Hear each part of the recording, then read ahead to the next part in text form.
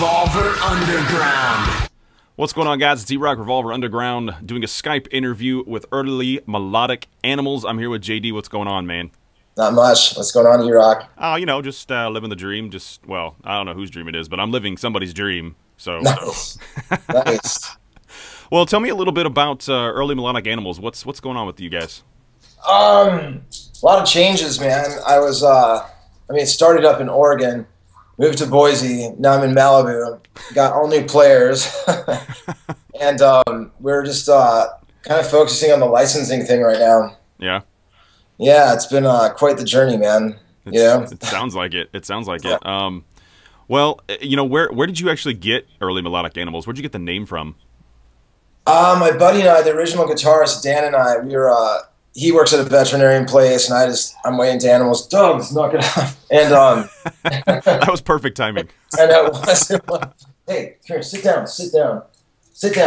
And I just want to get involved with animals somehow. And we were doing music at the same time. I'm like, the animals have been taken. Yeah. And then like every animal, like, you know, the Los Lobos and eagles. I'm like, dude, how are we gonna, you know? So I'm just like, what about early melodic animals? And it's just, we're like, yeah, I guess that sounds good. It's kind of long. Yeah.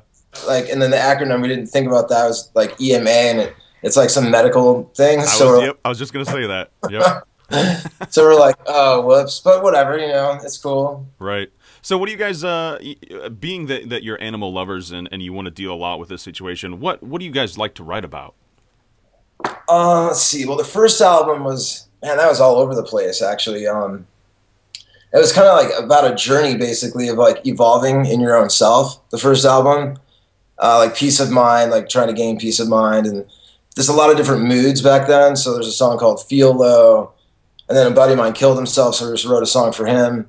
So that's the first album in a nutshell. We were kind of like testing things. We had Stephen Perkins from Jane's Addiction on percussion. Nice. So we were just testing that out. And then the second album shifted big time because I ended up moving from Oregon to Boise. So Daniel stayed behind, and I just did the whole album solo. And that album was kind of a lot of older songs that I wanted to revisit. And it just ended up working pretty well. I was actually really stoked to watch the songs evolve so much in the past like 10 years. Some of them I just was like, I really want to do that song. And so it's, you know, there's not too many songs really about animals in it, but, you know. Yeah, but that doesn't take away from what you guys support and what you guys are about. Right, exactly. Yeah. Exactly. So how long you been doing this? Let's see, EMA has been around for like 3 years, 3 years.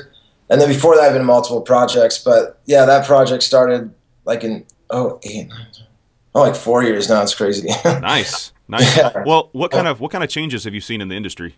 Oh man, it's been the first album came out, I think it was like 2010. I can't remember. But when it came out, we were able to sell a lot of albums on Amazon, especially. I mean, I personally sold 700.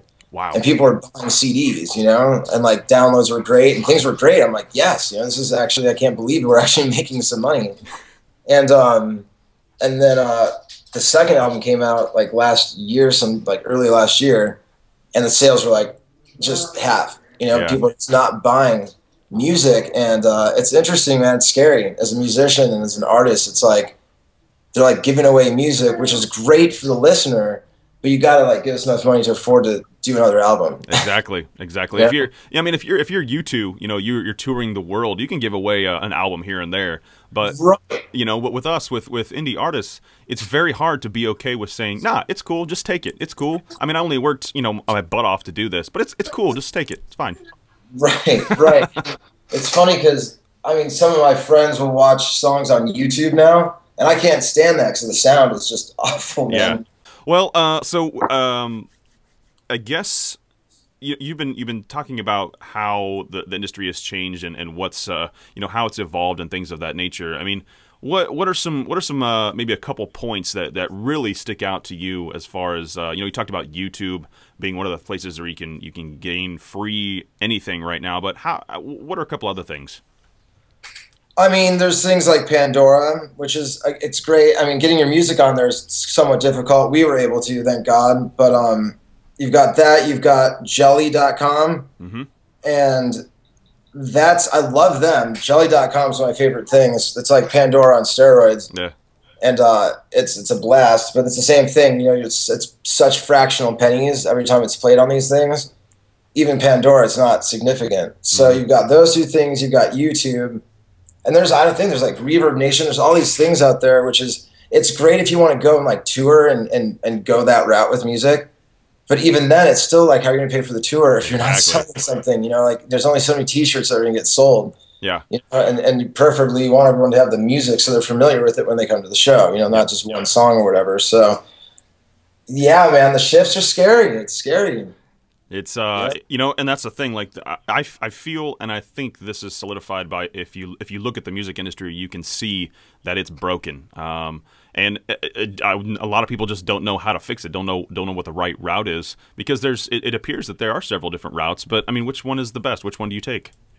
I mean, you know what? If it really came down to it, they should just make it records again. So if they actually make it LP records, you're not burning those, man. You're not copying those. It's not. Yeah, that would be the way to do it, man. Right.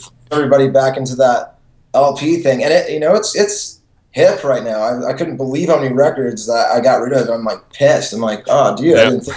You know, vinyl was such an inconvenience at one point. Yep. The only problem with vinyl is now they have the vinyl players that you can actually record onto a CD. Oh God, dude. Yeah, I know. It's everything. It's everything. It's freaking ridiculous. So, then, yeah, that kills my whole thing. It's like, what? No, but I agree though. I love the vinyl feel. I love how that, you know, this the sound. You can't get that even if you have it as a plugin on, you know, your recording software. You just can't get back to the real thing. It's right, the analog sound and just the imperfections and the depth. Yeah, I agree. Yep, absolutely. I've been wanting to get a record player. I've been thinking about it, but they're expensive. They are expensive, ridiculously. It's like $1,000, dude. Yeah. An amp, and it's like, oh, dude, you know. So, yeah, I don't know, man. I don't know how to fix the situation because, you know, having Amazon iTunes is great, even though it's like a 60-40 split or whatever it is. But I mean, it's great so that people have access to buy your music on those two things. So, you know, that's good. But I don't know, man. It's going to be very interesting to see what happens because, you know, we have to make some money. You know what I mean? To like keep it going and be able to do it. And people are still doing it, but it's getting really easy to record though. That's the thing. So it's like cheaper to record. And you can set up your own rig and be done with that whole thing. Yep. But still, you got to pay for the recording equipment. So it's it's kind of like the catch-22 again. So, what is your take on it? I don't know, man. I think you know. I think from what I've seen, I've been doing Revolver Underground for about 5 years now, and what I see is the indie scene is rising. They're not taking this crap anymore. They don't like the way that the you know, the industry is cookie cutter anymore. It's not working. It's been doing this for like 20, 30 years now. And it's getting old. They just don't like it. We don't like it. And I think the nice thing is record labels are dying. They're not going to be in existence much longer, at least the way that they are right now. Yeah. And the nice thing is that indie artists now can build a record a la carte. They don't have to sign away their life. They can now pick and choose who works best for them and how everything works out. They can just say, I want this, and this, instead of having the record label choose all that crap for them. That's a good point. I didn't even think about it like that. That's true. Yeah. So I like it. I think it's just because I'm in this situation. Otherwise, I wouldn't have probably known about it. But because I get the chance to talk to people like you, to talk to in different artists around the world, even I get a little bit better insight on what's going on, and I love that. That's why I do these, is because I just simply have questions of my own and that I want answers for. So. But you guys have another. Let's get back to the animal thing. I just remembered this. You guys give 15% of the sales that you make back to animal shelters. Animal shelters and organizations both. You know, so like let's say Sea Shepherd needs money badly and they're doing well. Then it's kind of like I'll do some research and figure out who's actually using the money correctly. Yeah. And we'll donate to them. And because a lot of these organizations, even though I like what they do, like I'll donate money to them, and they send me a fucking calendar 3 times a year with like return postage things. I'm like, dude, the money I just gave you, like, you just blew it on me, send me stuff that you already sent me, you know? So that was, and I even would contact them. I'm like, dude, show me like where the money's going just so I can know. And they didn't ever say anything back. I don't want to say who they are because they do a lot of political stuff, but so yeah, I mean that's anything that we can give the money to that needs it. Sometimes it's animal sanctuaries, and I was vegan for 7 years, and people are gonna freak out that like I stopped being vegan recently, but I'll go back to it. Right. Which I've been feeling tremendous guilt about it. But I'm doing this boot camp thing, and it's like I feel like I have to fucking eat meat right now. So it's bad, dude. I have like a huge vegan tattoo right here. Oh man. So it's like, yeah, it's my reminder. I'm like, my friend's like, you should tattoo a little steak under it. I'm like, just maybe put 2 buns and a burger on there, and you'll be fine or something. That'd actually be pretty funny, dude. Oh my goodness. Yeah, I mean that's what's going on. I've rescued a bunch of dogs, and I keep saying no more, and another one comes into the pack. But this is for sure. This is it right now. And yeah, man. I mean, I looked into wanting to create my own shelter, but the bureaucracy involved with it is so absurd. Yeah. I mean, I read everything about this and went to shelters, and like they're like, well, you need this and then this, but you can't get this if you don't have that. I'm like, well, how the fuck are you supposed to do shelter then? Exactly. Like, no wonder there's no shelters. Yeah. Yeah. It's so hard to just do a simple nonprofit even. I mean, you just have so much red freaking tape. It's just annoying. It's so annoying. And it's like right when you get your right answer, then somebody else says you something else. You're like, dude. So I found a loophole, though. Nice. What I could do is have a dog boarding, like, kennel. Yeah. People can, like, drop their, like, a pet hotel, Have that, and then have a whole portion of it that's actually in shelter, but they just know to know. So if somebody came by, like, no, these are people's dogs. Yeah. Like, they're like, let me see your books, and I'll just figure out some way that legitimifies the situation. Right. So I think that's what I'm going to do at some point. I don't know. And if in Malibu, it would be great, but I don't think that's going to happen. Yeah. So, I mean, I might go back to Boise or Texas maybe and do that. 'Cause I'm really serious. Like, I really just want to, like, do music and take care of animals now. So I think that's the way to do it, man. If I can just have people pay for their hotel, and then the money that I get from that, as long as it pays for everything, and then whatever money's left over, to start adopting whatever, like a kill shelter, bring them there. And then hopefully those people that drop their dogs off there will actually want to get another dog, Yeah, that'd be cool. Might, Yeah, that'd be awesome. That'd be awesome. I'll, like, purposely put them together, make them best friends while they're gone. I'm like, gotta take this dog. Look, their best friends are going to be depressed. Yep. And it'll just be perfect. It'll all be nonprofits. It'd be great. And then you can have a dog psychiatrist in case something happens to the dog. Yeah, I do, like, all sorts of fun shit like that. Totally. Absolutely. Absolutely. I love it. That's funny. Oh, my goodness. Well, let's talk a little bit about it's awesome. Let's talk a little bit about, your influences in writing music.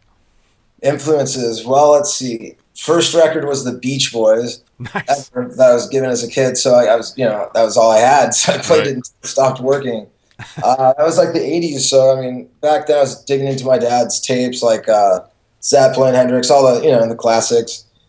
And then I started getting into, like, more obscure stuff. It was weird, like things like Catherine Wheel back then, like just like these weird, like, shoegaze bands. Like, I got infatuated with it. It's probably because I did a bunch of acid and I also had 2 CDs with me, and they were both shoegaze.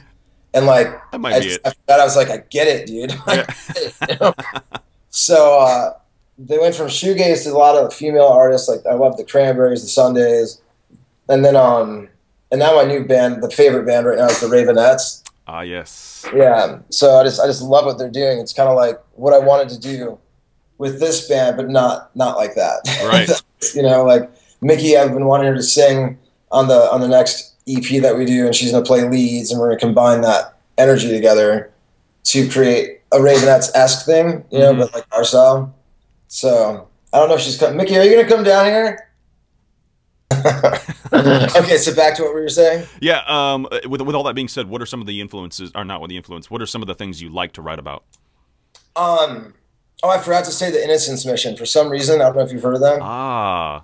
I got, like, them in Beach House. That kind of, like, spun this whole journey. I was driving through the Redwoods, and, like, it was like, I don't know. I just don't want to forget about them because they've been a big influence. But and you said, what am I writing? What are we writing about now? Yeah. What do you like to write about? I like to write about, like, forests, Yeah. Like what I see inside the forest, or if the forest is thinking something, what would it be saying? So some of the songs I'll I'll listen back to, because sometimes I don't even know what I'm writing. It just kind of happens. Sure. And I'll look at the song and be like, I don't even know what it's about at one point. and then it'll dawn on me. I'm like, oh my God, it's about this. And which is kind of fun. I guess maybe I've trained myself to do that so I'm not sick of the song after rehearsing, writing, recording, playing it out. And you're just like, you've heard it so many times. I don't want to lose that like thing about it. So, right. And Miki writes a lot of stuff that's way harder rock, like heavy lead guitar stuff, and her songs are kind of like stories, I think, like about herself. A couple of them, aren't they? Hello. Hi, sorry. Aren't your lyrics about your own story sometimes? Yeah, it's my dark, disturbing everything. I didn't leave it up to her to say dark and disturbing. Nice.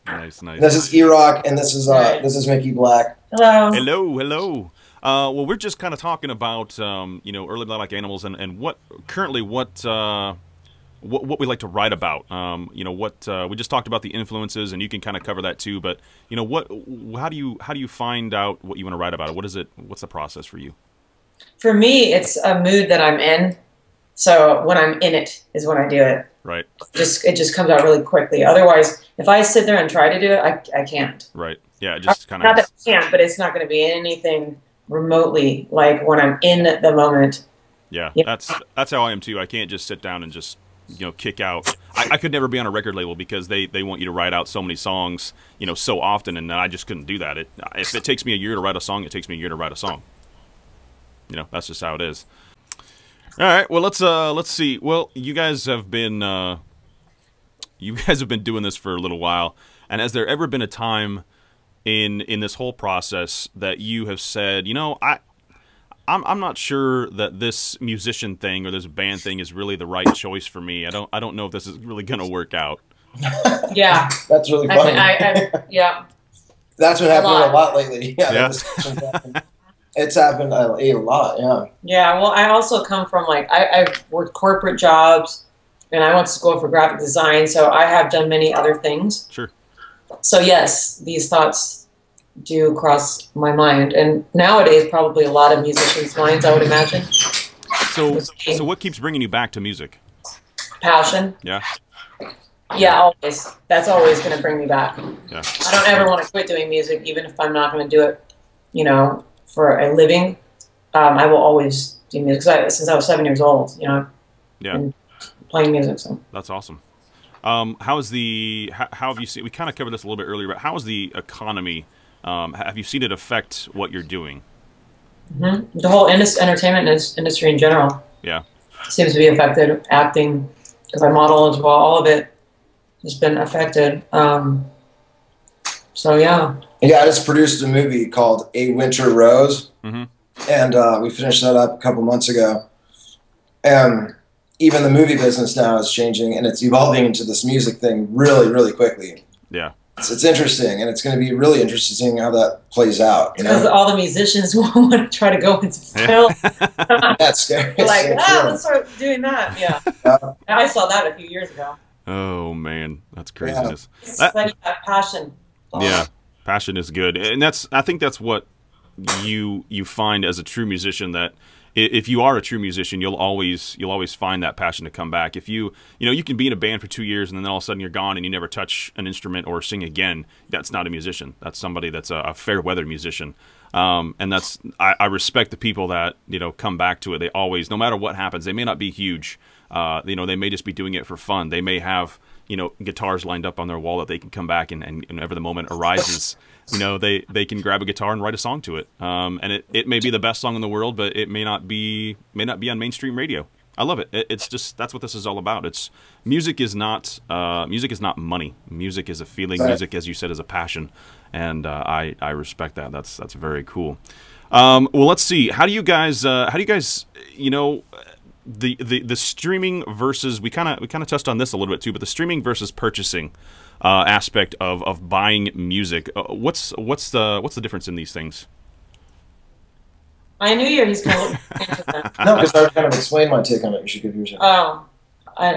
Like Pandora versus buying a song on iTunes. Or like Spotify. I mean, I got to admit, I'm on Pandora a lot of the time. Yeah, she is.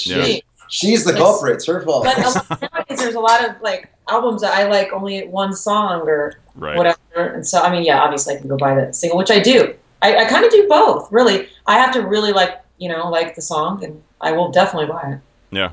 So it's kind of just see that's my thing too. Is it's nice now because you can buy per song. You don't have to buy per album because that's what deterred me from buying a whole album is because maybe I liked 1, 2, or 3 songs out of the 12 or 15 song album.